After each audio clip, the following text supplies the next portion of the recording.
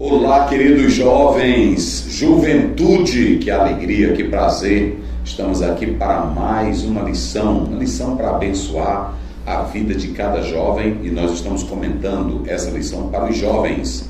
E você, querido jovem, pode compartilhar com outro jovem, chamar para ouvir a palavra de Deus. Nosso alvo aqui é que o jovem, a juventude cristã, ela possa se apetecer, ela possa desejar, alimentar-se mais e mais da santa e preciosa palavra de Deus. É isso que vai purificar o coração do jovem, né? É claro que o jovem, ele tem seu sistema, tem a sua forma, mas tem uma coisa: você tem uma alma que precisa de Deus, que precisa ser alimentada pela palavra do Senhor. E assim, nós vamos seguindo aqui com uma mensagem especial para toda a juventude. Moças, rapazes, jovens, aonde vocês estiverem, meu abraço, meu carinho, e quero cumprimentá-los na paz de Cristo. Não é isso, Magno? É verdade, pastor. A paz do Senhor, uma alegria estarmos juntos novamente para mais uma lição. E nesta feita, pastor, estaremos estudando a lição de número 5. A revelação de Deus confronta o secularismo. Fica ligado aí, porque você vai ser muito edificado em nome de Jesus. Isso, e essa lição maravilhosa, ela vem com um peso apologético, né? Um peso para nós atentarmos para a palavra de Deus e ver como podemos enfrentar um mundo dominado por vãs filosofias, por ensinos vazios de Deus. É muito importante que você compreenda isso. Nós temos dentro da corrente que tenta confrontar a Deus, nós temos algumas crenças e ensinos que vão se perpetuando e vão tendo espaço nas universidades, no dia a dia, nos sistemas humanos. Isso está acontecendo. Um deles, que é o negativismo total de Deus, é o ateísmo. Aqueles que não creem em Deus, aqueles que não aceitam a verdade sobre Deus, ok? Mas nós temos também o panteísmo.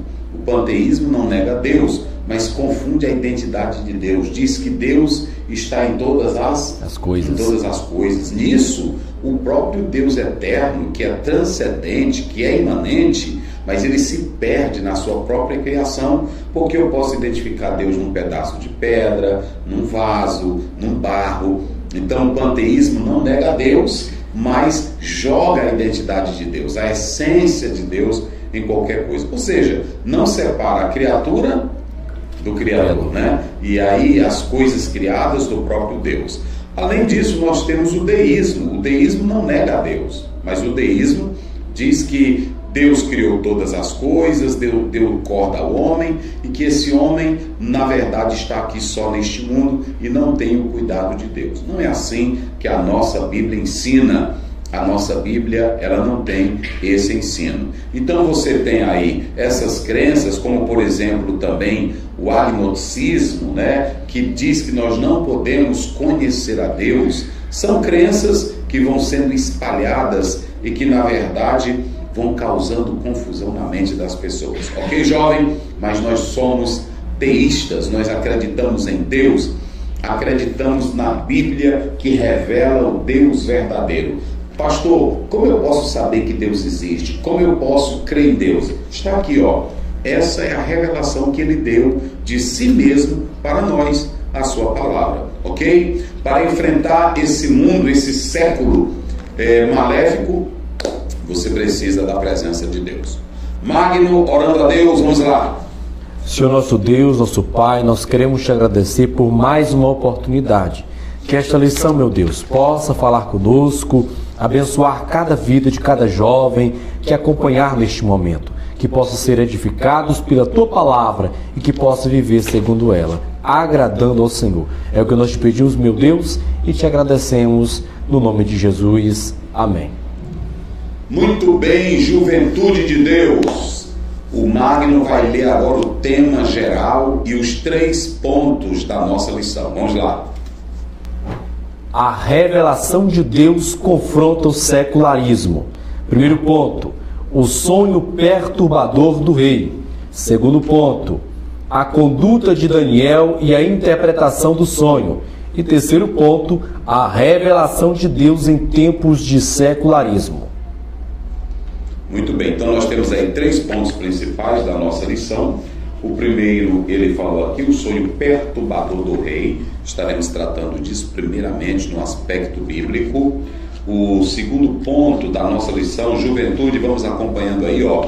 O segundo ponto da nossa lição, a conduta de Daniel e a interpretação do sonho. E o terceiro, a revelação de Deus em tempos de secularismo. Qual é o texto principal e o resumo da lição?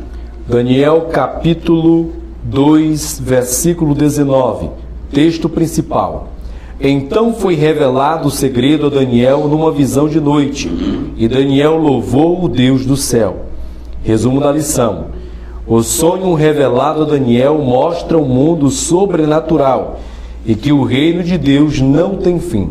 Muito bem, então você, quando adentrar ou for ler o capítulo 2 de Daniel, você vai ter algo muito importante. Primeiro, você vai entender que Deus revela as coisas aos seus servos. E a segunda é que o próprio Deus soberano, Ele é eterno, Ele é absoluto e Ele controla todas as coisas. Nada, querido jovem, nada escapa do controle de Deus. Fique tranquilo. Nós vivemos nesta terra, ainda que tenha problemas, altos e baixos, crises, mas nós servimos ao Deus poderoso que está no controle de todas as coisas. Quando Paulo diz em 1 Tessalonicenses 5,18, em tudo dai graça, porque essa é a vontade de Deus, é porque ele sabia quem estava no comando de tudo. Viva a vontade de Deus, seja feliz e saiba que Deus está no controle. Não se desespere, seja qual for a crise. O livro de Daniel revela isso. Daniel vai ter o primeiro problema, a primeira crise no capítulo 2. Seus companheiros vão ter uma crise no capítulo 3, quando serão lançados na fornalha de fogo ardente. Mas não temeram, não se desesperaram e Deus concedeu livramento e honra. E no capítulo 6, Daniel vai enfrentar uma outra crise, vai ser jogado na cova dos leões. Mas em meio a essas crises, lutas, em meio à escravidão, sendo de outro país, eles na verdade mantiveram a fé no Deus Todo-Poderoso. É isso que nós podemos entender, que Deus está no controle de tudo. Amém? Vamos agora à leitura do nosso texto. Daniel capítulo 2, verso 1 ao verso 5. E no segundo ano do reinado de Nabucodonosor, teve Nabucodonosor uns sonhos, e o seu espírito se perturbou, e passou-se-lhe o seu sono. E o rei mandou chamar os magos, e os astrólogos, e os encantadores, e os caldeus, para que declarassem ao rei qual tinha sido o seu sonho.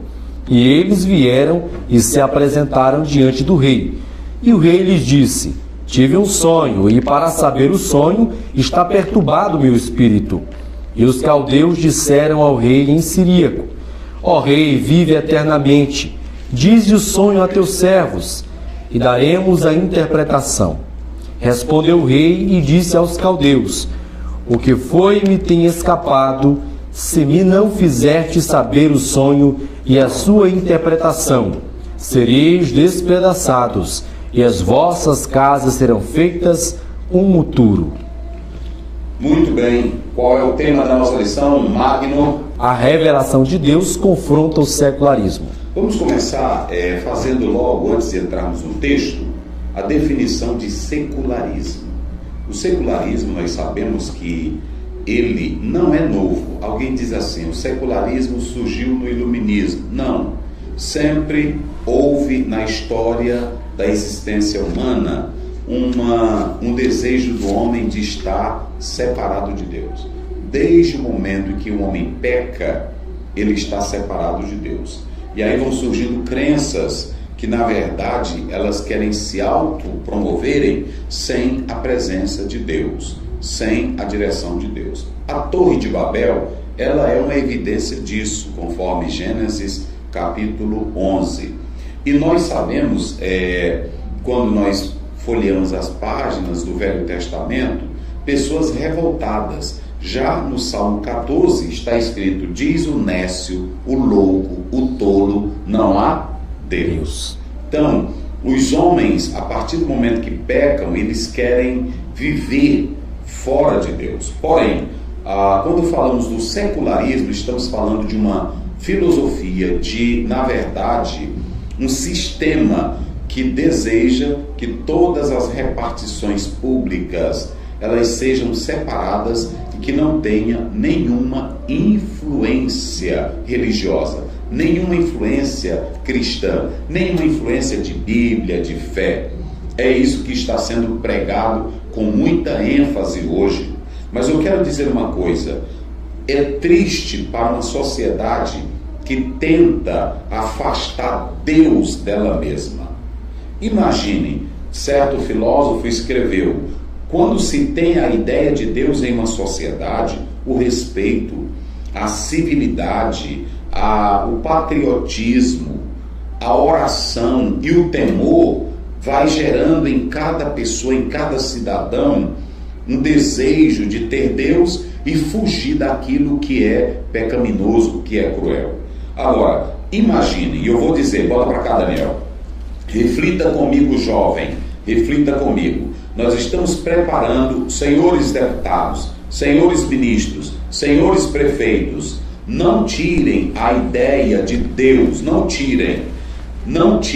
aceitem tirar a ideia de Deus, nem dos tribunais, nem das escolas, nem da própria política. Por quê? Porque com a ideia de Deus, nós falamos da justiça, falamos da igualdade, falamos de um coração puro, falamos de uma alma limpa, falamos que Deus é contra o aborto, a pedofilia, o adultério, a imoralidade. Deus, ele valoriza a ordem, o princípio da organização. Então, não tire Deus de cena, como tentou fazer Nietzsche, como tentou fazer Schopenhauer, como tentou fazer outros filósofos que não acreditavam em Deus. A ausência de Deus, escutem, bota para cá, Daniel, joga aqui na minha cara. A ausência de Deus desse mundo vai ser a desgraça de um mundo que vai ser sofrido. Pessoas que não querem a ideia de Deus, mas legalizam as drogas, querem legalizar a prostituição, o aborto, querem legalizar tudo que não presta. É um mundo que vai sofrer grandes consequências. Vocês vão ter uma sociedade sem amor, sem respeito, sem princípios, sem ordem, porque nessa falta de uma ideia real de Deus e de pureza, a humanidade vai se perder nela mesma, sem freio, com princípios vis, com comportamento baixo. Então, não tirem a ideia de Deus. Vamos preservar a ideia de Deus, porque Deus, ele só traz o que é bom. Eu estou falando da ideia para uma sociedade, porém, nós cremos no Deus pessoal, que se revela pela sua palavra e que deseja a nossa salvação. Então, essa palavra secularismo, vamos ver aí, Romanos 12:2. Leia aí para os irmãos acompanharem. Essa palavra secularismo, ela tem um peso espiritual. Ela tem um peso espiritual. Vamos lá. Romanos 12:2.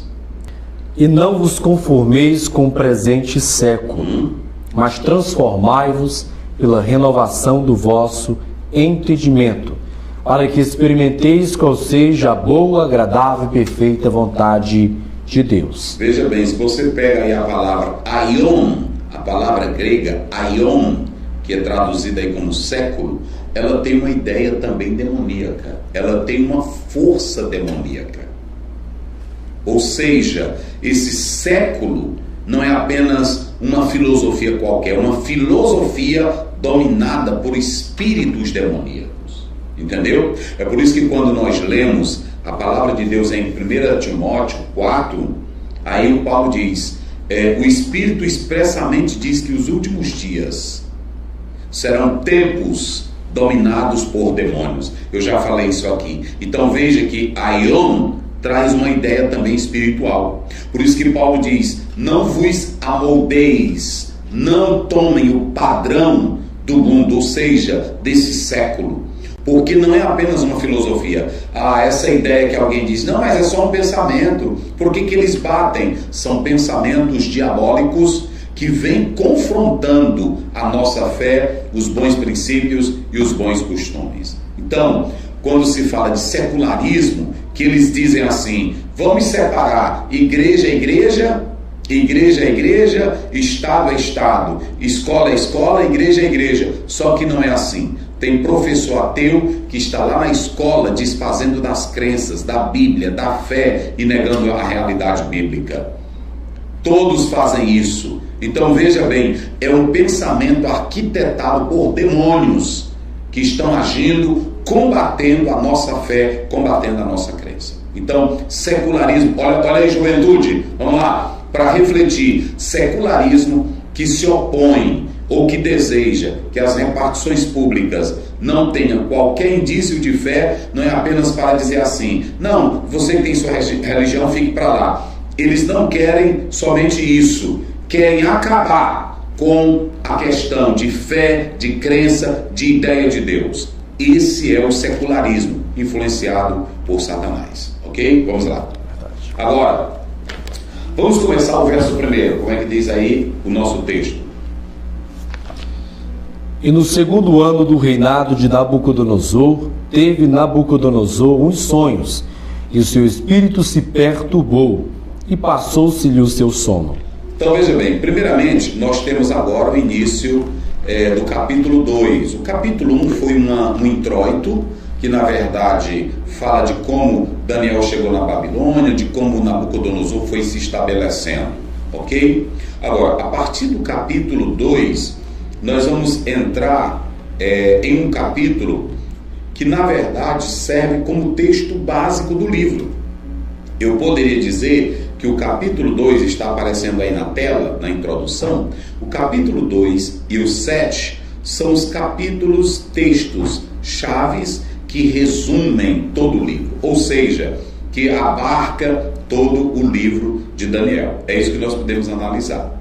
A segunda coisa que você vai ler no livro de Daniel, e é muito interessante, é que Deus, ele vai se valer de um rei pagão, Nabucodonosor, para mostrar a ele de como Deus está agindo na história. Ou seja, todo o processo histórico e o seu desfecho final, Deus vai revelar para um rei pagão, que quem vai fazer isso é Daniel. Veja como é que Deus trabalha, gente. É o trabalhar de Deus. Por que Deus fez isso com Nabucodonosor? Por que ele não deu sonho para Daniel, para que depois Daniel pudesse falar ao rei? Veja bem, nós temos dois reis pagãos que sonharam, e Deus deu um sonho para eles, ou um sonho para cada um deles, para abençoá-los. O primeiro é Faraó. Isso. Quando nós lemos a história de José, está lá no capítulo 40 e o 41, você pode ler, o Faraó tem o sonho das vacas gordas, as magras, as espigas gordas, as espigas magras, as espigas bonitas, as quais eram devoradas pelas feias, pelas magras, e continuavam do mesmo jeito. Aí José diz, o Senhor te abençoou, ele está te mostrando o que vai acontecer. Só que o sonho de Faraó, na verdade, nós podemos dizer que era situacional, era mais local, envolvia apenas Faraó e o seu grande poder, com a fome que haveria de vir. Porém, não era só para abençoar Faraó, era para abençoar e trazer o povo de Deus para o Egito. Agora, o sonho de Nabucodonosor não era apenas da Babilônia, envolvia a Babilônia, mas os reinos que haveriam de vir, inclusive o aspecto escatológico, o reino vindouro que há de ser estabelecido pelo poder de Deus. E isso Deus revelou a um rei ímpio, a um rei pagão. E por que Deus fez isso? É o trabalhar de Deus. Eu não entendo, você não entende, mas é Deus trabalhando. E em tudo devemos dar graça. Então, a primeira coisa que você deve analisar antes de ler Daniel é ter essas duas concepções sobre o livro. Os textos chaves, Daniel 2, Daniel 7, bem como o processo histórico das nações que o livro aborda, as nações gentílicas, ok? Porque você observa que até então o texto estava tratando especificamente, ou melhor, os outros livros abordavam a história de Israel. Doravante começa o tempo dos gentios e a história há de se desencadear nesse processo das nações gentílicas. Verso 1, começa aí de novo. E no segundo ano do reinado de Nabucodonosor. Pronto, bem aí. No reinado de Nabucodonosor, não é isso? Isso. Então vamos lá. Você pode ver que está aí na tela, eu coloquei que a ênfase é de um homem. Mas quem é esse homem? Esse homem aí é Nabucodonosor. E quando você olha para esse homem chamado de Nabucodonosor, ele não chegou ao poder simplesmente por chegar ao poder. Não. Ele era um homem jovem, ele está no poder, é jovem, ele tem sede de crescimento, ele tem sede de poder, ele tem sede de expandir o reinado dele. Mas só que esse rei, ele era muito diferente. O que era peculiar em Nabucodonosor? O que era vantagem em Nabucodonosor? Ele está tendo ascensão, ele está crescendo em poder, ele está expandindo, os seus liderados vão tendo confiança em Nabucodonosor. Mas por que Nabucodonosor cresce? Por que Nabucodonosor está se expandindo? Ele está crescendo em poder. Primeiro, ele era criativo. Ele era criativo, olha aí na tela, ele era criativo, ele era inteligente e ele era sábio. Ninguém chega ao poder e para se consolidar bem nele se não tiver criatividade, se não tiver inteligência e se não for sábio.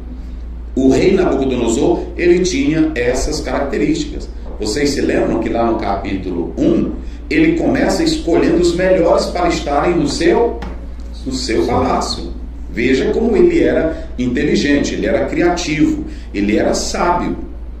E eu li um autor que diz que esse rei, ele não só pensava no seu poder, ele não só pensava em grandeza, porque tem gente, Magno e Daniel, que querem crescer no poder, que querem crescer em alguma coisa, mas não se dedica, não é criativo, não é inteligente, não é sábio. E aí como é que vai se expandir? Eu conheço a história de famílias que os pais foram inteligentes, sábios, construíram um império, mas quando morreram, os filhos assumiram e não continuaram a história do pai. Por quê? Porque não tem inteligência, não tem sabedoria, não tem, como é que eu diria? Técnicas. Não tem técnicas. E Nabucodonosor, ele não era, eu diria assim, um otário. Viu, jovem? Né? Essa linguagem do jovem? Ele não era um otário, ele não era o que é mais? Um bobão. Porque tem jovem que é até bobão. Não sabe nem namorar. Já vai falar com a moça, fobando, querendo mostrar o que é. Aí a moça diz, mas esse cara é muito... Pra frente, amostrado, quer ser demais. Ele já entra querendo falar o que ele é, querendo focar, desfazendo dos outros. Seja como Nabucodonosor. Nós falamos aqui que tem coisas dos ímpios que nós podemos aprender. Por isso que a Bíblia diz que os filhos das trevas são o quê? Mais prudentes do que o da luz. Olha, quem falou isso foi Jesus Cristo. E por que isso? Porque na verdade às vezes você não tem sabedoria. Isso aqui é para o líder, isso aqui é para o pastor, isso aqui é para o jovem empresário, isso aqui é para a moça empresária. Você não vai se consolidar no poder só porque você é cristão. Não. Tem a graça de Deus, Deus te dá as coisas, mas para você permanecer, Deus deu tudo para Daniel, deu ou não deu? Daniel cresceu ou não cresceu? Cresceu. Mas Daniel e os 3 jovens, era 4 abestadinhos na cor? Não. Era 4 bestinhas? Não. Hein? Era 4 otários? Não. Lê lá na tua Bíblia, lê o livro de Daniel, olha, para a juventude, lê o livro de Daniel, você vai ver, Daniel e os seus 3 companheiros eram de oração não era? Era. Mas eles estudavam? Eles tinham inteligência? Sim. Conheciam a língua? Também. Aprenderam a língua dos caldeus? Sim. Então pronto. Então, Nabucodonosor não era um besta. E aqui tem uma coisa interessante. Isso aqui, olha aqui, isso aqui é para prefeito, isso aqui é para deputado, isso aqui é para governador. Ele era muito inteligente. Primeiro, valorizava todas as culturas. Segundo, valorizava todas as crenças. Pode observar. Ele valorizava e não desprezava ninguém por causa da sua fé. Escutem essa. Nabucodonosor era muito inteligente. Porque tem pessoas aí que não são inteligentes.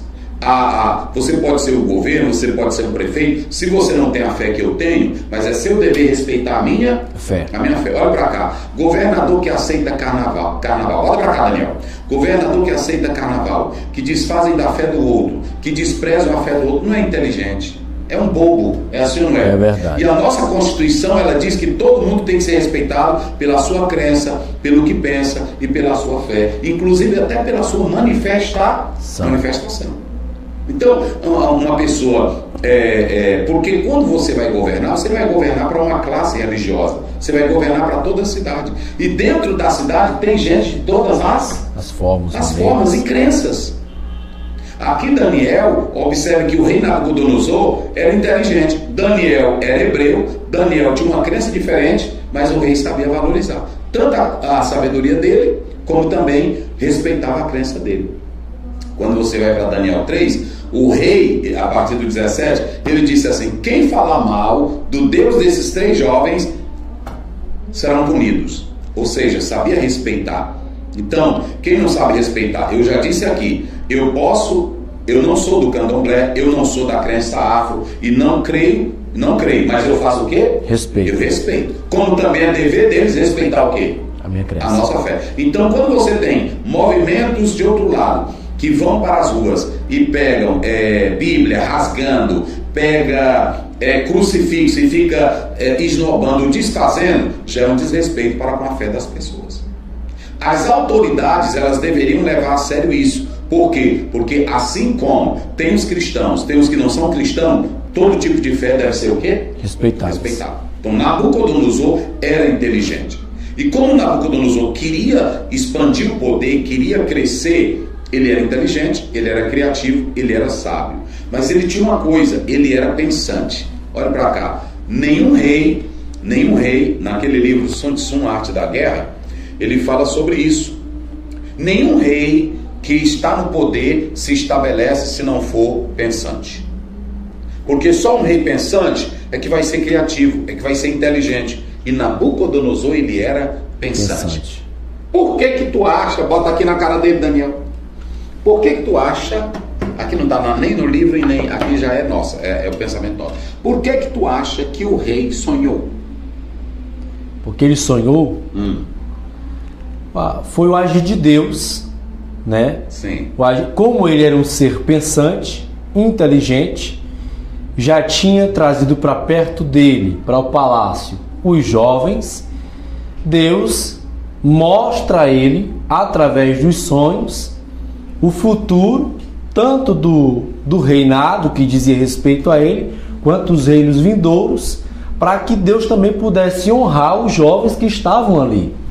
Então, como ele era uma pessoa que ele não, digamos assim, não centrava apenas nele, centralizava-se na sabedoria dele, no pensar dele. Eu sei, primeiramente ele chamou todos os astrólogos, os encantadores, consultou a todos. Isso é um gesto inteligente, pensante.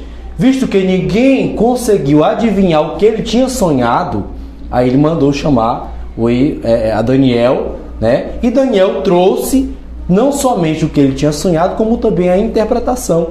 Então o motivo dele ter sonhado ali foi uma forma de Deus honrar Daniel e os jovens que estavam na Babilônia. Bota pra cá, Daniel.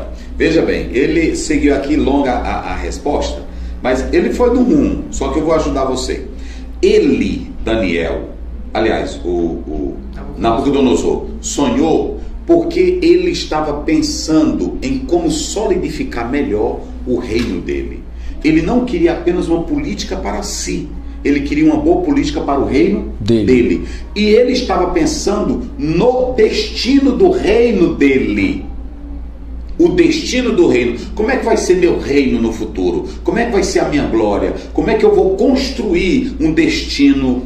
Então, como ele começou a pensar, ele pensa, mas ele está a cada dia procurando melhorar o governo dele e estabelecer um reino solidificado. Por isso que ele era inteligente, era criativo, era sábio, mas ele era pensante. Não coloque no poder, bota pra cá, Daniel, bota pra cá, não coloque no poder povo. Olha, vai ter eleição agora, não vai ter eleição agora? Vai. Bota pra cá, Daniel, bota pra cá, vai ter eleição. Não coloque no poder pessoas que só querem estabelecer as suas famílias.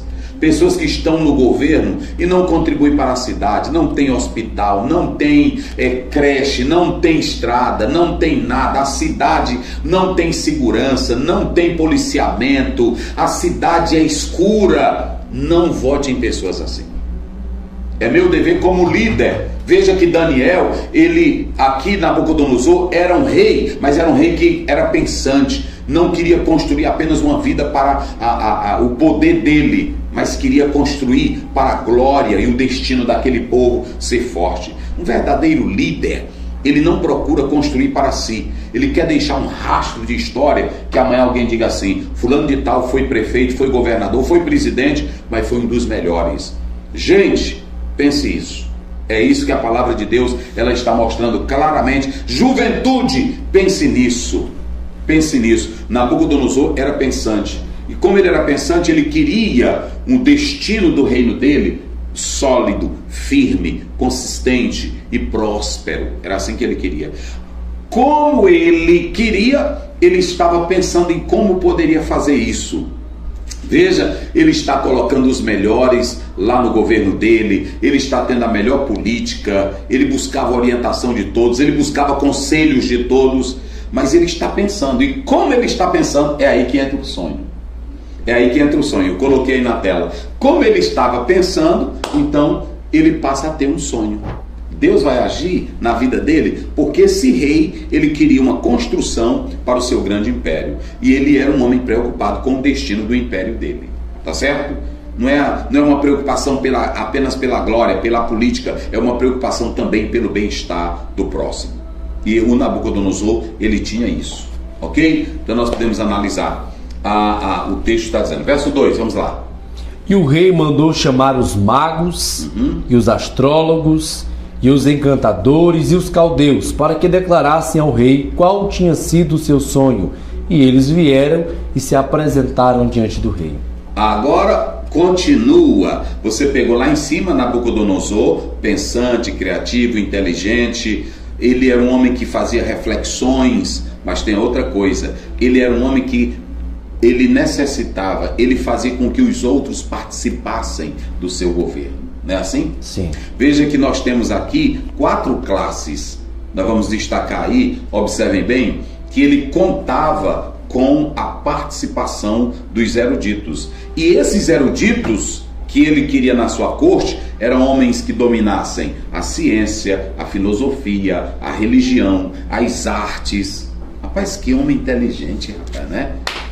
Porque tem prefeito, tem governador, que quanto mais bobo a pessoa foi, que ele quer no governo dele. Fala aí, bota aí aqui na cara dele. É verdade, está aí o fracasso de muitos governadores ou prefeitos aí pelo Brasil, que colocam pessoas que não têm conhecimento na área, né? Coloca uma pessoa que às vezes é formado em medicina, coloca na área da segurança, na secretaria ou no Ministério da Segurança e vice-versa. Aí fracassa, então não tem. Como Nabucodonosor tinha, como o senhor falou, ele tinha um desejo de solidificar o governo dele, dá a impressão realmente que muitos hoje, que a gente considera tolos e não tem sabedoria, querem mesmo desaguar o governo, né? Não querem que prospere ou que solidifique, porque a forma de trabalhar claramente é errada. Não colocam as pessoas certas nos lugares certos. E aí você não pode entrar nessa porque está dando 1 quilo de arroz, porque vai te dar um carro. Pense junto pelo povo, não pense apenas em você. Você vê aqui que Nabucodonosor era muito inteligente, era muito sábio, sinceramente, isso aqui nós temos que admitir nesse rei ímpio, nesse rei pagão. Ele tinha inteligência. Aí observem que ele quer a participação de pessoas cultas, que tivesse toda essa cultura na ciência, na arte, na filosofia, na religião. E ele tem ao seu lado 4 classes, não é isso? Isso. 4 classes. Vamos lá, qual é a primeira aí? Os magos. Astrólogos. Encantadores. Caldeus. Olha aí. 4 classes que ele tinha, ou seja, ele não governava só. Apesar de ser rei, e vocês sabem que o rei é absoluto, mas ele queria, porque quem quer, olha, ninguém governa sozinho. Salomão diz que no muitos conselhos é que se firma o reinado, não é isso? Então, você tem que entender que ninguém governa só, ninguém lidera só. O pastor não pode liderar só. Tem pastor que ele quer ser o líder do ciclo de oração, da mocidade, ele quer ser o líder da campanha, o porteiro. Quer ser o porteiro, quer ser o maestro, quer ser o tocador. Funciona não, meu filho.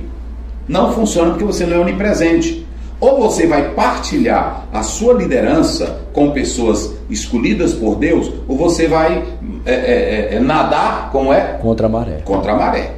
Contra a maré. Veja que aqui o próprio Nabucodonosor era inteligente. Ele vai ter ao seu lado 4 classes dentro do seu governo. Qual é a primeira classe? Magos. Esses magos aí eram aqueles que mexiam com as artes, né? E mexiam com as coisas ocultas. Isso. Ok? Esses magos, eles mexiam com essas coisas. Qual é a segunda? Os astrólogos. Os astrólogos, eles tinham conhecimento do sobrenatural pelos estudos dos céus, dos astros, dos planetas. E eles achavam que os planetas, inclusive o próprio o pai da medicina, ele também acreditava nisso. Me lembrar aqui o nome dele, vou lembrando aqui. Hipócrates. Ele acreditava, obrigado Daniel, ele acreditava que havia influência dos astros sobre o corpo. Ainda hoje tem gente aí que também acha, né? A influência aí diz, não, é a quarto minguante, é a lua cheia, é a lua nova, né? Assim. E aí a Bíblia diz que Deus deixou os luminares para controlar isso. Mas só que eles acreditavam era que nesses luminares, nesses astros, tinham poder. Por isso que eles adoravam as estrelas, adoravam os céus, a rainha dos céus, como diz Jeremias. Ou seja, o que Deus criou para trazer benefício para o próprio universo, as pessoas passaram a fazer o quê? Adorar. A adorar como se fossem deuses. E aí não é. Esse é o problema. A lua, o sol, a estrela, as estações, tudo tem um propósito dentro da natureza, mas não tem propósito de salvar, não tem propósito de abençoar, não tem propósito de curar. Não são deuses, são coisas criadas por Deus. Aí Paulo diz em Romanos 1, deixaram de adorar o Criador para adorar a criatura. Aí adoraram os céus, adoraram as estrelas, adoraram os astros e começaram a criar um monte de crendices que não tem base bíblica. Então você tem os magos, você tem os astrólogos e o que você tem mais? Encantadores. Você tem os encantadores. Esses encantadores aí eram manipuladores do poder do magia. Poder místico, da magia, da feitiçaria, do sobrenatural. O grego traz a ideia aí de pharmakoi, que tá ligado àquele que mexe com poções. Pode ser quem mexe com droga, aqueles que mexem com poções que dizem serem poções mágicas. Olha pra cá, a mocidade. Ei, pronto, poção mágica. Bota aqui o nome da menina, bota o nome da menina aí. Eu agora ennoivou, mas ela pronto. Aí o jovem tá afim da moça e não consegue ela. Aí ele falou, rapaz, traz o nome dela para mim. Eu vou lançar uma poção mágica para ela ficar louca por ti. Ou eu vou lançar, a moça também diz, olha, eu tô louco por ele, eu vou lançar uma poção mágica. Não tem a poção do amor? Tem. Pronto, não tem nada disso, isso é só lorota. Bota pra cá, isso é só lorota. Tem as forças demoníacas, tem as pinturas do diabo, que as pessoas caem nisso, não é assim? Pronto, poção do amor, poção não sei de quê. Pode observar, tem gente aí que é mágico e tá com a mulher mais feia do mundo do lado dele. É verdade. Onde é que se ele tivesse a mágica poderosa, ele não ia botar a mulher mais bonita do lado dele? E pobre também. É isso mesmo. Ele tá aí fazendo feitiço pra todo mundo, mas ele tá o quê? Pobre. Gente, deixa de bobagem, gente. Manda um recado aí pros jovens cristãos que gostam da astrologia, acreditam em signos. Vamos lá. Quais são os signos? Vamos lá. Pega bem aí, bota bem aqui, Daniel. Quais são os signos, né? Isso. Os signos. Áries, Escorpião. Eu sou Escorpião, né? Vamos ver aí. Leão. Não existe isso, gente. Nós não somos guiados por astros, nós não somos guiados pelo zodíaco, nós não acreditamos nessas crenças esotéricas, nós somos dirigidos pela palavra de Deus. Bota aqui na cara dele, Daniel. Qual é aí, vai? Áries, Touro, Gêmeos, Câncer, Leão, Virgem, Libra, Escorpião, Ofilco, Sagitário, Capricórnio, Aquário e Peixes. Vamos só pegar alguns. Aí eles dizem assim: os astros influenciam. É assim que tem até na televisão. Se fosse um crente explicando Bíblia, aí eles estavam falando mal, né? Assim, é verdade. Aí eu vejo, aí as pessoas dizem: vamos começar o ano, né? Assim, de conta que nós dois aqui somos. Bora pra cá. Tu é o repórter, aí eu sou o entrevistado. Faz de conta que eu sou um astrólogo, vai. Eu mexo com búzios, eu mexo com um bocado de coisa, vai. Nós estamos aqui, bota pra cá daqui, ó. Nós estamos aqui com o astrólogo Osiel Gomes, ele que vai trazer aqui todas as novidades e segredos para esse ano. Você que quer ter sucesso, fica ligadinho, não muda de canal não. Osiel Gomes, o seu maior astrólogo do Brasil. Qual a pessoa ou qual signo vai trazer mais prosperidade esse ano? Olha, esse ano nós temos algumas previsões. Algumas não são boas. Quem é do touro, ele tem uma chance para o amor, mas ao mesmo tempo não vai estar bom para ele. Meu Deus! Não vai estar bom. E aí o que eu quero dizer é que também quem é Sagitário pode esperar. Esse ano não vai ser bom para você. Meu Deus! Pode esperar. E aí eu quero dizer a todos que também vai morrer o maior cantor do Brasil esse ano. Eita! Vai morrer porque é isso que me diz os meus guias, é isso que me diz a minha bola de cristal. Então, são as previsões que nós temos. Também eu quero avisar a todos, quem puder comprar um barco, que vai haver uma inundação no mundo. Eita! E aí são essas previsões que a gente tem. E o meu signo, o que você tem a dizer? Qual é o signo seu aí? Eu sou do mês de novembro. Qual é o signo? Mês de novembro. Bota aí o signo de mês de novembro. Signo do mês de novembro. Veja o que ele diz aí. É assim que eles fazem. E aí a pessoa fica na televisão, fica desesperada, fica com medo, e os jovens ficam atrás dessas crenças. Isso aqui é só ilusão. A Bíblia não tem, e são crenças ocultistas. Como é que diz? É Escorpião. Escorpião, o que ele faz? Inclui as pessoas nascidas entre 23 de outubro e 21 de novembro. Sim. Então veja bem, nós queremos dizer aqui que eles tinham crença nos astros. Sim. Mas a Bíblia diz claramente que não é para consultar espírito guia, não é para consultar bola, não é para consultar a juventude. Olha, se você é um jovem, pode trocar, Daniel, se você é jovem cristão e está com essa ideia, você precisa se converter. Porque só tem um guia para nós. João 14,6. Quem é? Jesus, é o caminho, a verdade. Eu sou o caminho, a verdade e a vida. E ninguém vem ao Pai senão por mim. Agora, eu estou falando aqui, se você crê nisso, é um problema seu. É um problema seu. Também não vou zombar da sua fé. Agora, pela luz da Bíblia, nós só temos um guia maior. E quem é o guia maior? É Jesus. É Jesus Cristo. Não dá para ser cristão e astrólogo. Não dá para ser cristão e viver no esoterismo ou nas crenças ocultas, porque você está dividindo a glória. E Deus não divide a glória dele com ninguém. O único guia que nós temos é Jesus Cristo. Por isso que lá em Mateus ele diz: a ninguém chameis guias, nem pai. Nós não temos pai no sentido aqui na terra. Nós só temos um pai que nos guia. Quem é? Jesus. É o Deus Todo-Poderoso. É Jesus Cristo que está conosco, ok? Então, as quatro classes: a primeira, magos; a segunda, astrólogos; a terceira, encantadores, que são os manipuladores. Olha a palavra que eu usei aí: manipuladores. Aí pronto, dá aqui tua mão. Aí ele pega a tua mão, aí diz: essa linha aqui é o seguinte, tu vai ter sorte no amor. Mas como é que tu vai crer nisso? Porque é a pessoa que está dizendo que tu vai ter sorte. Olha aqui, esse risquinho aqui está dizendo que tu não está bem. Saúde, é saúde. A tua saúde não está bem. Você vai ter uma crise esse mês. Meu Deus. Porque pela fase da lua minguante vai cair teus dentes. Tu vai ficar com a boca podre. É assim. É assim que eles dizem.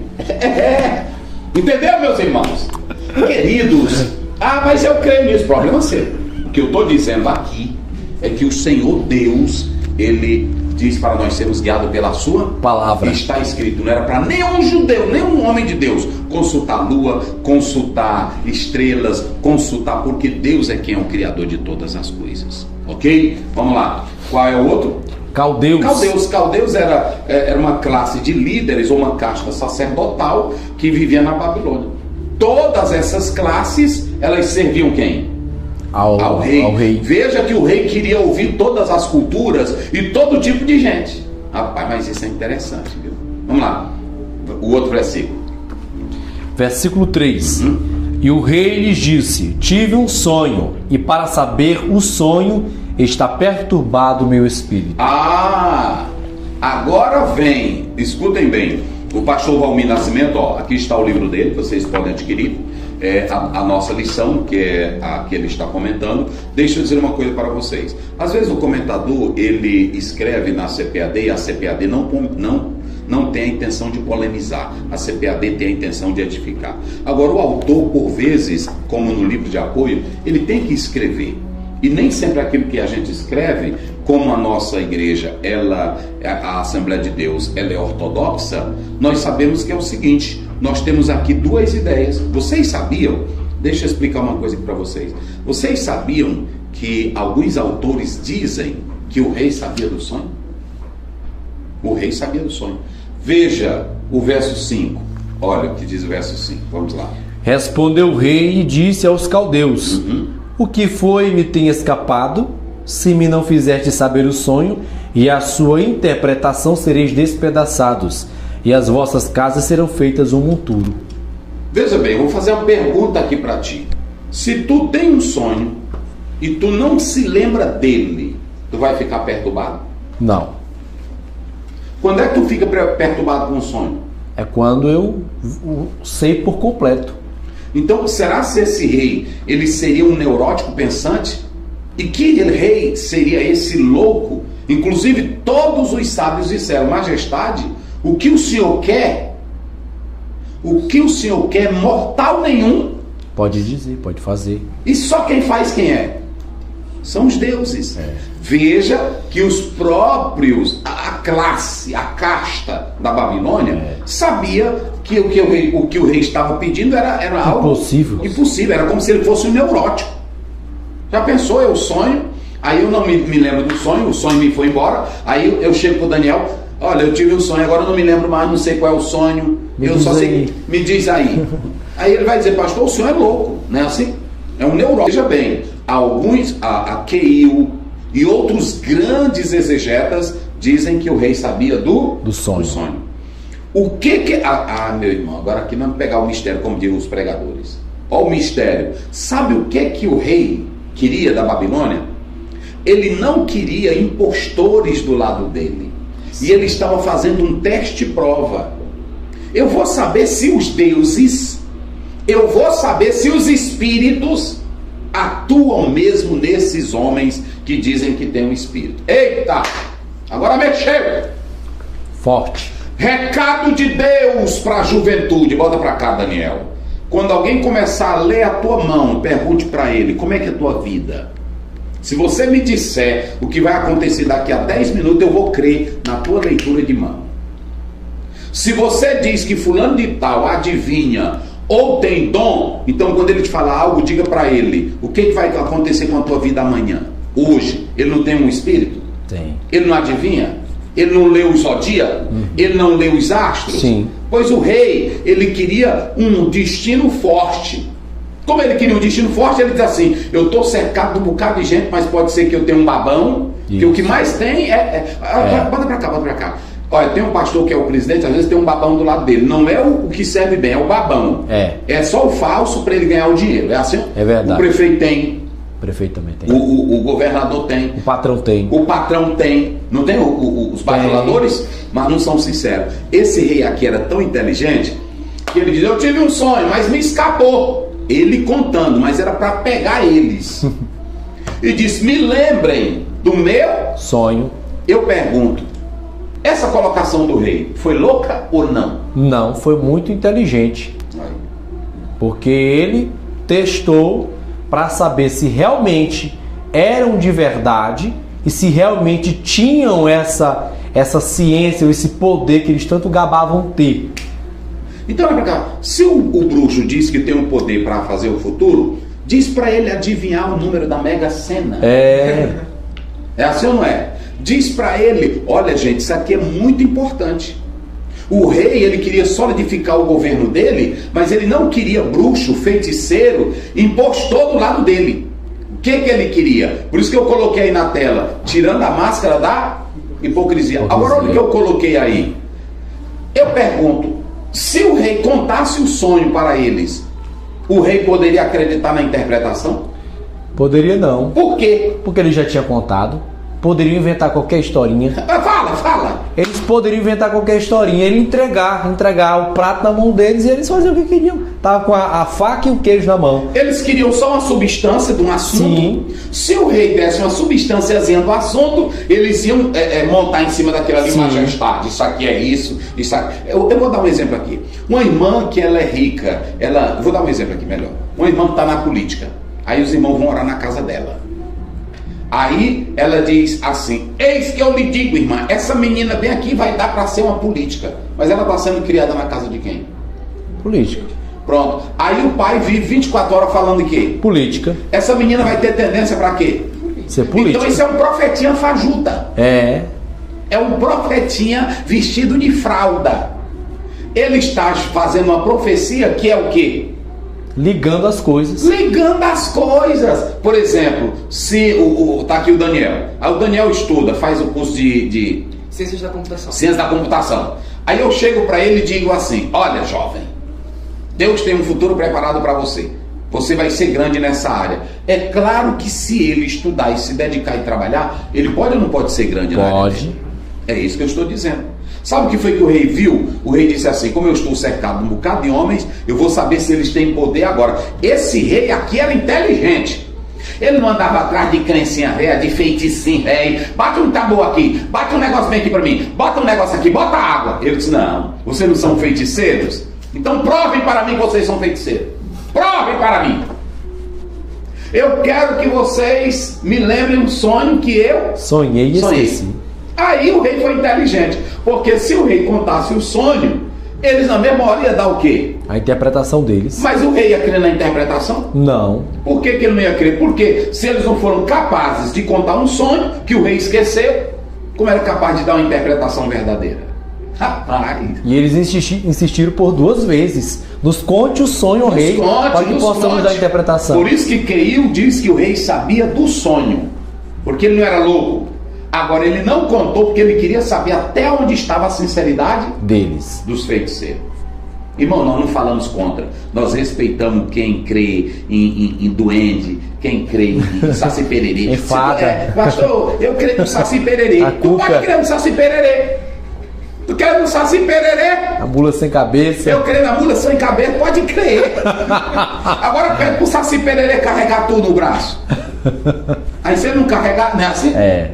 Muito cuidado. Veja que o rei aqui foi inteligente. Ele não desfez de crença de ninguém. Desfez? Não. Ele desfez do astrólogo? Não. Ele desfez dos magos? Também não. Ele desfez dos caldeus? Também não. Ele só disse assim, me contem o sonho. Como o rei viu que era embusteiros, eram enganadores, trapaceiros, aí o rei se zangou. Ele disse, eu estou vendo que vocês querem tirar vantagem. Eu vou mandar matar tudinho. Rapaz, foi pesado. Forte. Eu vou mandar matar tudinho. Mas ficou pesado, não ficou? Ficou. Como é o verso 4, leia. E os caldeus disseram ao rei em siríaco, ó rei, vive eternamente. Em siríaco, em aramaico. Isso. Dize o sonho a teus servos. Conta para nós. E daremos a interpretação. Vocês estão entendendo? Aí é claro, você vai. Eu vou dizer para vocês aqui. Olha para mim aqui, ó. Todas essas previsões que eles dão em cima, você. Olha, bota para cá, Daniel. Eu vou desmistificar e mostrar a hipocrisia desses astrólogos. Quando eles começam, eles só dizem assim: esse ano vai morrer alguém famoso da televisão. É claro que se eu disser esse ano, um ano tem quantos meses? Tem 12 meses. Então, pode acontecer durante um mês, aí morrer e a pessoa dizer assim: rapaz, o que o fulano falou é verdade. É verdade. É tipo o rapaz estava sentado na árvore cortando a árvore, cortando Sim. em cima, né? Sentado no galho que ele No estava lugar que ele tava cortando. cortando. Aí o rapaz passou e disse, rapaz, vai cair daí, rapaz. Aí quando ele caiu, ele disse, vixe, homem adivinho. Mas que adivinho? Então, deixa eu dizer uma coisa pra vocês. Eu quero, olha pra cá, bota pra cá, Daniel. Quem é de previsão, quem é astrólogo, que vá pra televisão e diga assim, esse ano vai morrer no dia tal, no horário tal, o fulano de tal que apresenta o programa tal. Anotem aí. Eu quero, olha pra cá, bota pra cá. Eu tô desafiando aqui agora qualquer um feiticeiro, astrólogo, pronto, que diz assim, eu tenho poder. Então, eu quero dizer pra vocês aqui, um dia desse apareceu também, um falso, dizendo que era da igreja, ele tinha se convertido, dizendo que plantava um pé de banana de manhã e nascia à tarde. É mentira, porque só quem pode fazer crescer é Deus que controla a natureza. É. Tem muito ilusionismo, tem muitas crendices. Agora preste bem atenção que eu vou dizer aqui para vocês. Eu quero que alguém apareça e diga assim, vamos lá, esse ano, pronto, nós estamos no meio do ano, é isso? Isso. Pronto, em dezembro vai morrer o apresentador fulano de tal, que é casada com fulano, que mora na rua tal, na casa tal, ele vai morrer. Apareça e faça isso, faça essa previsão. Se tu for bom, tu faz. Agora dizer, esse ano vai morrer um grande personagem, eu também faço essa daí. Eu também sei fazer essa daí. Olha, tem um bocado de mal te cercando, eu também sei fazer isso aí. Ok? O rei sabia que estava cercado de um bocado de embusteira, por isso que ele, falsos. Aí o rei disse assim, já é assim? Pois eu não quero mais nenhum aqui, porque todos são falsos. Qual foi o decreto do rei? Manda matar. Vamos ler o 4 e o 5 aí, para fechar aqui. Respondeu o rei e disse aos caldeus, o que me foi tem escapado, se não me fizerdes saber o sonho e a sua interpretação, sereis despedaçados, e as vossas casas serão feitas um monturo. Pronto. Aí você vai analisar que essa situação, depois você pode ler 1 Samuel 15, 33, isso já era cumprido, não era abuso de poder, é porque o rei entendeu que estava cercado de quem? E falsos. De falsos, então a máscara caiu. Eles foram pressionados para uma situação vexatória e agora eles estavam encurralados. Aí o rei deu o decreto, mas quem era que ia morrer no decreto também?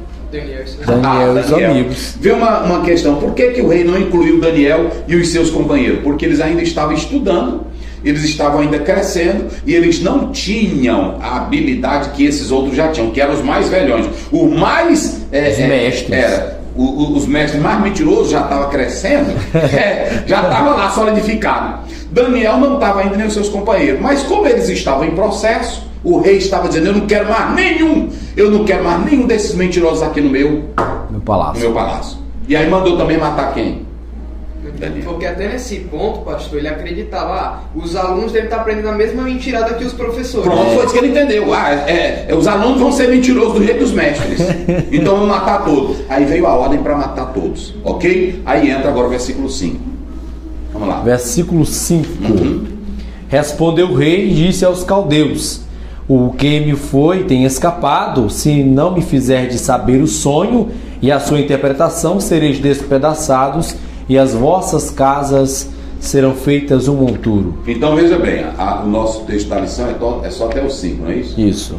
Daniel 1 a 5, não é isso? O texto. Então veja bem, eu estou seguindo só a interpretação. Aí você vai ver agora que vem o castigo, Daniel não estava incluso, mas aí entra a firmeza de Daniel, a crença de Daniel, e nós vamos ter o primeiro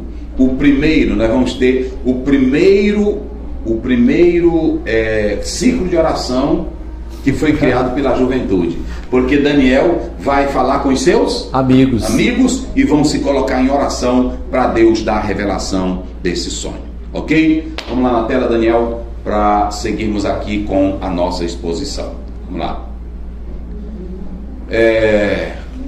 Aí nós temos, vai lá, Magno. O rei é atormentado por um sonho que não lembrava. Isso, então nós estamos colocando aqui, mas tudo leva a crer que o rei estava usando isso como uma estratégia. Uma estratégia para apanhar esses sábios e que na verdade eles não tinham poder nenhum, porque eles não fizeram nada. Não adiantou o pó deles, não adiantou a mágica deles, não adiantou o banho, não adiantou nada. Eles não tinham poder nenhum. Então ele se demonstrou perturbado para saber se as pessoas que estavam ao lado dele eram confiáveis. Vai lá, vamos lá. O propósito do sonho, Aí revelação divina. Deus deu o sonho para o rei. Qual era o propósito desse sonho? Revelação divina. Então Deus revelou para ele o que? Leia o próximo ponto. Revelar o plano de Deus para os governos mundiais. Aí Deus mostrou nessa história envolvendo o rei Nabucodonosor, ele mostrou todas as histórias dos governos mundiais que haveriam de se seguir após o reino de Nabucodonosor. Vamos lá. O sonho perturbador do rei. Vamos lá. A primeira crise enfrentada por Daniel. O que indicava esquecer um sonho na cultura oriental, mau presságio, ira dos deuses. Um rei religioso, política e religião. Muito bem, então o que nós estamos pontuando aqui para vocês entenderem? Vai ser a primeira crise que Daniel vai enfrentar. Sim. Porque é o seguinte, você pode orar, você pode crescer, mas também vem as crises. E Daniel vai enfrentar essa crise. Ele e seus companheiros. A primeira crise é que eles vão ser colocados juntos com os demais, as classes cultas, para serem mortos. Aí é que entra Daniel em oração, em firmeza, com fé e com confiança em Deus. O que nós vamos ver aqui no rei Nabucodonosor é que na cultura oriental esquecer o sonho era um mau presságio. Ira dos deuses. Só que eu particularmente creio que o rei não se esqueceu. Era, como nós já falamos, uma estratégia para apanhar aqueles falsos sábios. Mas o rei, até aquele momento, ele era um representante político e que também ele acreditava na religião. Ou seja, ele acreditava nos deuses. O que nós queremos dizer, o Brasil, por exemplo, é um país, é um estado laico. Agora, nós queremos dizer que cada cidadão do Brasil tem a sua crença. De modo que o governo também pode ser até um crente. Sim. Ou pode ter outra religião. Agora, o que não deve interferir é que as coisas do Estado são as coisas do Estado. E as coisas da igreja e da fé são as coisas da fé. Aí Jesus disse em Mateus, não é isso? 22. Ele diz, dá a César o que é de César e a Deus o que é de Deus. Então você tem aqui, o claro é que à luz do processo histórico, tentar colocar religião com política não dá certo. É como tentar juntar a água com azeite. Ou não tem como, não dá certo. Agora, o que eu quero dizer é que um político pode ser cristão, sim ou não? Pode. Um político pode ser cristão, o vereador pode ser crente, o deputado pode ser crente, sim ou não? Sim. Mas ele tem que entender que a crença dele, os bons princípios, ele não vai tentar implantar lá onde ele está. Agora ele vai viver como político, servo de Deus. Servo de Deus. Ok? Então vamos lá. Segundo. Os assessores da corte real. Os magos, magia pagã, conhecimento esotérico, práticas místicas. Isso. Os astrólogos estudavam os astros, a influência deles nos eventos da Terra. Os encantadores, encantamentos, palavras mágicas, feitiços, atos sobrenaturais, em uma situação embaraçosa. Então veja que nós já explicamos que aqui eram os assessores da corte real. Eles viviam nessa vida, mas o rei agora entendeu que eles não tinham poder para nada. Vamos lá. Ponto 2. A impotência humana e a convocação de Daniel. Isso. Letra A, uma pena de morte. Letra B, ninguém é capaz. Sim. Letra C, o uso da razão, alguma informação, algum conteúdo. Letra D, não entraram em pânico. Veja que agora está provado a impotência humana. O rei entendeu que aqueles magos não tinham potência nenhuma. Para nada. Daniel, ele agora vai perante o rei e diz: o que você está pedindo, ninguém tem capacidade, não é isso? Isso. Ninguém tem capacidade. Aí vem uma coisa interessante, o uso da razão. A razão é um dom de Deus, gente. A razão é um dom de Deus. Nós temos a razão, por exemplo, quando eu estou lendo a Bíblia, aqui é a revelação de Deus, mas a minha razão, ela sabe que aqui é o capítulo 32, aqui é o versículo 1, é a razão. Ou seja, quando eu tenho uma razão como um dom de Deus para julgar essas coisas e avaliar, não tem nada de pecado. Agora, quando eu passo a confiar na razão como sendo a resposta para tudo que entra o racionalismo, já não é de Deus. Porque eu não tenho que ter fé na minha razão, eu tenho que ter fé em Deus e saber que só Ele é quem tem o poder para fazer todas as coisas. Nós podemos analisar que Daniel, ele não entrou em pânico. Quando o rei disse que ia matar a todos, era para destruir as casas, ia matar, Daniel não entrou em pânico. Ele pediu para o rei um prazo, ele foi orar e Deus deu a graça para ele. Quem serve a Deus não entra em pânico. Vamos lá, ponto 2. A conduta de Daniel e a interpretação do sonho. A postura de Daniel frente ao problema. Olha como Daniel se posicionou, jovens, frente ao problema. A sabedoria e bom senso de Daniel. Ele teve sabedoria e o que mais? E bom senso. Ele não ficou desesperado, ele não ficou com medo, ele ficou calmo, ele ficou tranquilo, ele foi orar, ele foi falar com o rei pedindo prazo, isso mostrava sabedoria, o que mais? E bom senso. Vai. B. Solicita mais tempo. C.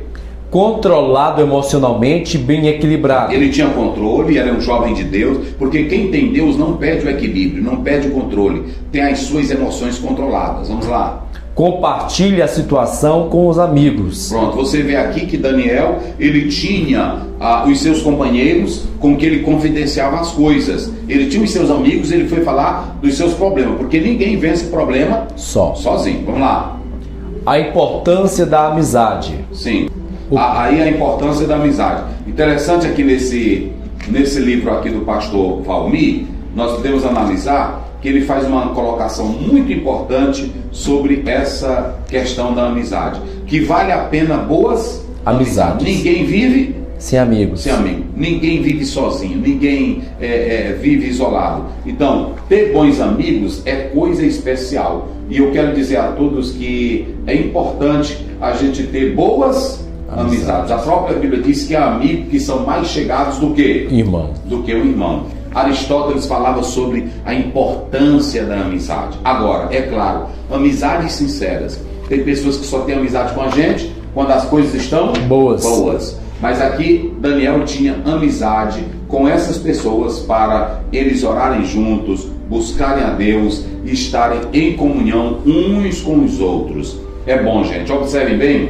Francis Bacon dizia: não há solidão mais triste do que um homem sem amizade. A falta de amigos é coisa séria. E hoje nós estamos vivendo esse momento pela falta de amigos sinceros. Vamos lá. O primeiro círculo de oração de jovens. Isso, aí eu falei agora há pouco que Daniel formou o primeiro círculo de oração. Vamos lá. Deus atende a oração de Daniel. Vamos bem rápido lá, vamos lá. Letra A conduta de Daniel frente à resposta da oração. Ou seja, quando Deus respondeu Daniel, como foi que ele se manifestou? Como foi que ele se posicionou? Primeiro, com gratidão. Ele reconheceu, exaltando a soberania de Deus. Ele sabia que só Deus era quem podia resolver os problemas. B, 2. Bondade. Então veja bem que Daniel viu que os outros sábios iam morrer, mas ele fez o quê? Intercedeu pela vida de todos os sábios. Ninguém que é crente, um homem de Deus, não tem oração para matar ninguém, não tem oração para destruir a vida de ninguém. Ele tem oração para interceder pelo bem de todos. Vamos lá, depois. Humildade. Pronto, ele deixa claro que não foi a inteligência dele, a sabedoria dele, a capacidade dele, mas quem foi que revelou? Foi Deus. Aí mostra o quê? Humildade. Vamos lá. A interpretação e a recompensa. Isso. Observe bem que nessa questão da interpretação e da recompensa, na letra A, o posicionamento de Arioque. Arioque, ele começou a dizer: eu achei um homem. Ele queria mostrar para o rei que ele era quem tinha encontrado a pessoa, mas não foi. Daniel tinha falado com ele. Vamos lá. Proatividade, creditando a si mesmo a solução do problema. Não foi. Vamos lá. Daniel, diante do rei, dá o testemunho de que há um Deus nos céus. Perante o rei, perante Nabucodonosor, ele deixou claro que quem tem o controle é Deus, que quem manda é Deus, que quem tem o poder não são os bruxos, não são os magos, não são os caldeus, mas sim o Deus que está nos céus. Ele exalta Deus. Mas ele não fala de nenhum deles. Ele só faz o quê? Exalta Deus. Vamos lá. Exalta a soberania e o poder divino. Ele deixa claro: rei, o que tu pedes nenhum mortal resolve. Só Deus é quem resolve. Vamos lá. Contando o sonho e dando o significado. Vamos. A cabeça de ouro. 3 reinos mundiais que se seguirão. Isso. A coragem de Daniel.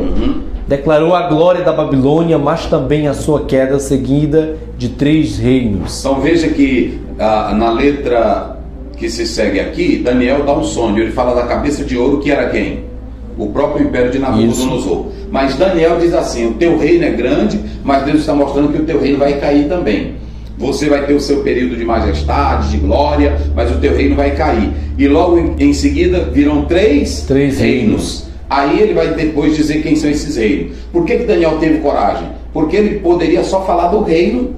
Olha como é crente. Crente não tem engodo, não tem mentira, porque tem irmão que profetiza para o outro só a bênção, né? Só assim? a bênção. Mas Daniel não, profetizou a bênção dizendo: tu és a cabeça, mas tu vai também cair. Tu vais ter o teu governo, depois vai cair o teu império. E aí, olha, um império que estava em ascensão, que não tinha nem sequer imaginação de que esse império viesse cair. Daniel disse que o império vai cair, a cabeça de ouro. Vamos lá. Como se caracteriza os reinos humanos? Esplendor, terror, riqueza e morte. Ou seja, quando você olha para a magnitude da estátua, que Daniel começa falando da cabeça de ouro, os reinos da terra são caracterizados por essas coisas. Quais são? Esplendor, cabeça de ouro, terror, riqueza e a riqueza e morte. Pronto, ou seja, todo reino vai terminar com morte. É isso que nós podemos ver que o Daniel falou. Vamos lá. Começa com ouro e termina com barro. Tá aí, tá vendo aí? Começa com ouro e termina com barro. Vamos lá, então como era a história dos reinos? O Império Babilônico, 70 anos a cabeça de ouro. Império Medo-Persas, braços e o peito de prata. Isso, pode ir. Entre 200 anos. Isso. O Império Grego, barriga e quadrejo de bronze, 130 anos. Sim. O Império Romano, pernas e pés de ferro e barro, 140 anos antes de Cristo, a 146. A profecia bíblica e sua fidelidade. O cumprimento histórico mostra que a profecia bíblica é fidedigna e que Deus está no controle da história. O reino eterno que virá esmiuçará e consumirá todos os reinos humanos. Muito bem. Então, só para a gente explicar, Daniel agora ele vai especificando cada parte da estátua e ele vai dizendo como serão os futuros reinos. Primeiro, a glória da Babilônia, cabeça de ouro, vai ter o seu tempo, mas vai cair, 70 anos. Depois desse império, quem é que vai vir? Os persas. O Império Grego, não é isso? Os persas. Aliás, Medo-Persas. o Império Medo-Persa, que na estátua está representado por quem? Peito de prata, braços e peito de prata. Cadê? Tá lá em cima, né? Braço Braços e peito. e peito de prata. Depois vem o Império Grego. Ele é representado através do quê? Barriga e quadrejo de bronze. Pronto. Que vai ter um império de quantos anos? 130. Aí depois vem o Império quem?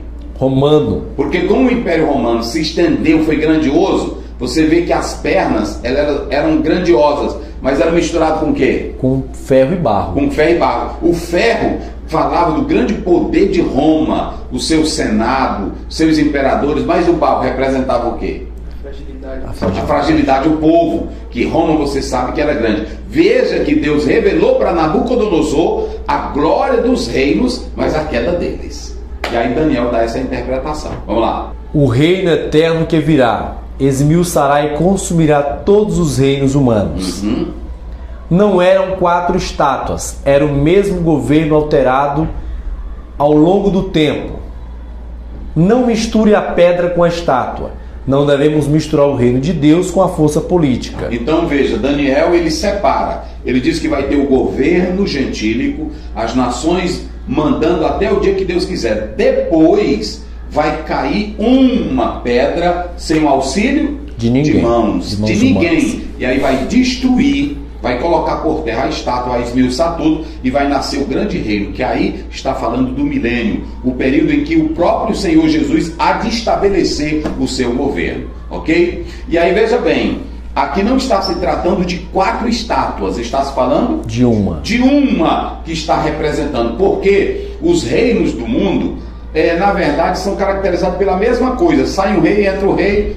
Irmão, não se muda não. Tem irmão que quando era político, agora vai mudar. Ninguém muda nada. Só vai mudar quando Jesus assentar no trono. Ok? Vamos lá. Aí eu falei, não misture a pedra com a estátua. Porque a pedra não está junta com a estátua. Isso. A pedra ela está solta. Quem mata a estátua, quem é? A pedra. É a pedra. Então isso aí está falando do próprio poder de Deus. Vamos lá. O que o rei Nabucodonosor conheceu? O Deus dos Hebreus governa toda a história. Aí, a partir de agora, ele louva ao Deus de Daniel, porque ele está sabendo que o Deus de Daniel é quem está o quê?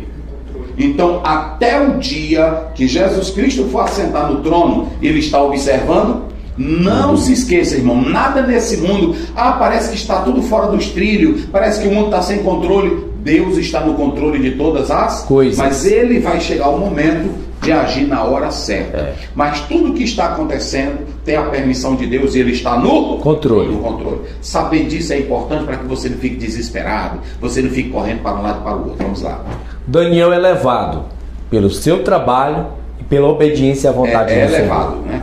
É relevado. É elevado. É elevado. Isso, Daniel é elevado. Ele vai subir na Babilônia por causa de duas coisas. Quais são as duas coisas? Pelo seu trabalho. Pelo seu trabalho e o que mais? Obediência à vontade do Senhor. Pronto. Então Daniel, ele provou para o rei, pelo seu trabalho, pela sua sinceridade, que ele era um homem de Deus. Ele não era um bruxo, ele não era um magozinho, ele não era um adivinhador, ele era um homem de Deus. E pela obediência a Deus ele vai crescer. Deus vai elevar Daniel. Vamos lá, terceiro ponto. A revelação de Deus em tempo de secularismo. É possível uma revelação hoje? Deus ainda fala como falou com Nabucodonosor através de Daniel? Sim, é possível, ok? E nós colocamos aqui que Deus ainda se revela. Ele próprio se revelou pela sua palavra e ele faz isso. Agora vem, em um mundo secularista, onde o que prevalece é a ideia de que o mundo tem as suas próprias leis que o regem, que não há intervenção divina, tudo que eles dizem é materialismo. Deus pode se revelar? Deus continua se revelando? Sim, ele continua revelando a sua vontade e nós acreditamos nisso. Leia. O secularismo, uma ideologia que se firma na razão e despreza a revelação divina. Isso. Iluminismo. Isso. Vamos lá. Ateístas e céticos. Vamos lá. Só creem na razão e entendem que o universo é um sistema fechado de causa e efeito, sem espaços para o sobrenatural. Vamos lá. Vai. A epistemologia dos sábios da Babilônia. Os deuses não se comunicam com os humanos.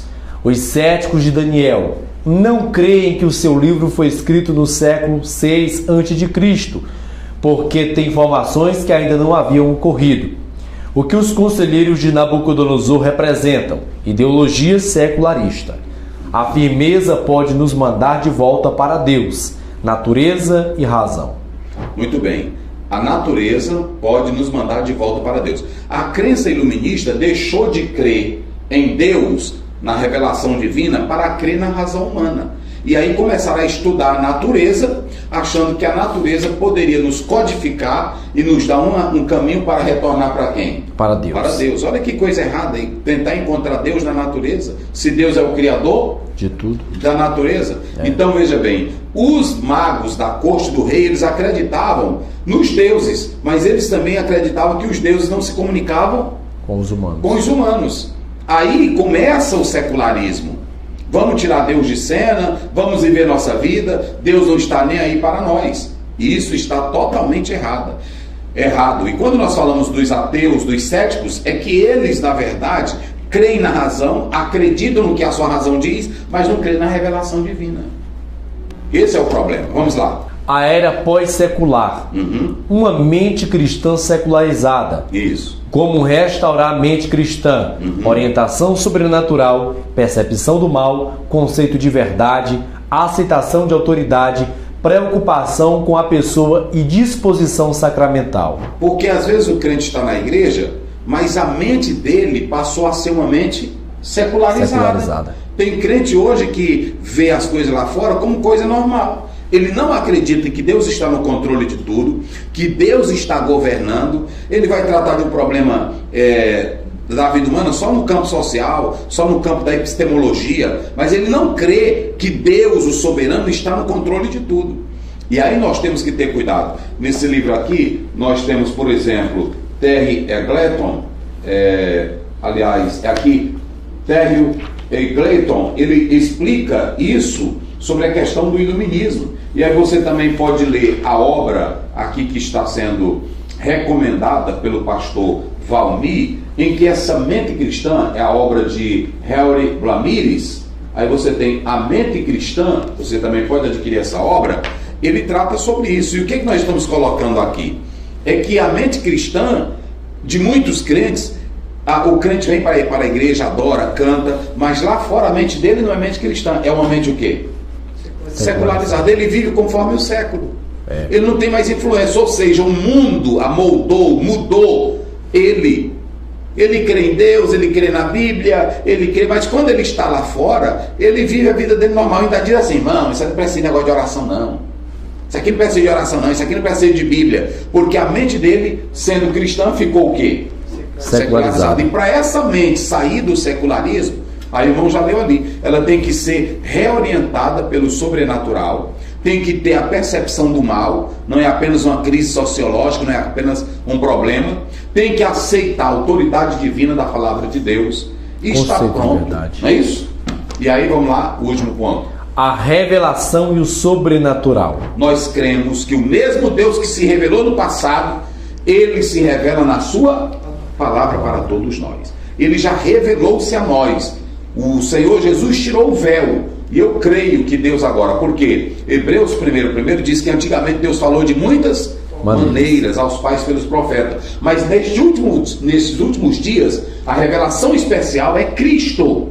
Eu posso ter revelações específicas. Deus pode me falar pelo sonho? Sim. Deus pode me falar por uma visão? Também. Deus pode me falar por uma profecia? Pode. Mas qual é a revelação perfeita? É a sua palavra. É a sua palavra que está aqui. Jesus. Pastor Zé, o senhor crê em sonho? Creio. O senhor crê em profecia? Creio. O senhor crê em uma revelação? Creio. Mas o que eu preciso para ser salvo, o Senhor já revelou, está aqui. Eu posso crer nessas outras coisas? Sim, mas a revelação maior é a palavra de Deus. Verdade. Ok? Eu falei ali, ele revela seus planos através de sonho e também fala por visões, como está na Bíblia. Agora, Daniel, quando estava interpretando o sonho do rei, para a gente encerrar, bota aqui na cara dele, Daniel. Quando ele estava interpretando o rei, ele estava só no sobrenatural ou ele também usou a razão dele? Lá vai. Daniel, quando estava interpretando o sonho para o rei, ele estava só no sobrenatural, só no mistério, ou ele também estava na razão dele? Eu acho que ele usou a razão também, pastor. Tu acertou. É verdade. Por quê? Porque é o seguinte, quando Deus deu a revelação, ele agora vai contar a revelação usando a razão dele, falando com o rei, expondo as coisas. A razão aqui é um veículo para explicar, não era para revelar.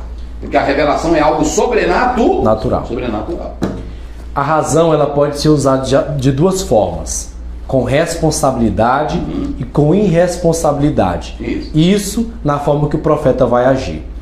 Ouviu o sonho, como Daniel ouviu, agora vai interpretar. Recebeu a profecia de Deus, agora vai entregar. Isso. Agora, como vai entregar? É por isso que hoje há muitas pessoas que se frustram. Deus diz assim, diz para Osiel que ele vai adoecer, mas eu vou curar.